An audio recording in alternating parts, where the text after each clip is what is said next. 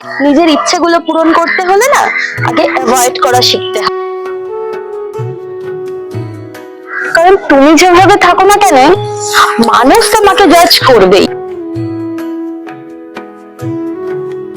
টাকা কম খরচ করলে বলবে কিপটে, আর বেশি খরচ করলে বলবে শো অফ করছে।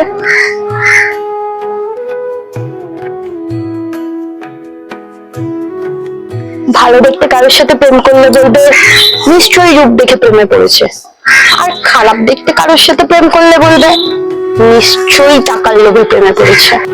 কারণ লোকে সবসময় তোমার ভালো দিকগুলোর মধ্যে খারাপটাই খুঁজবে।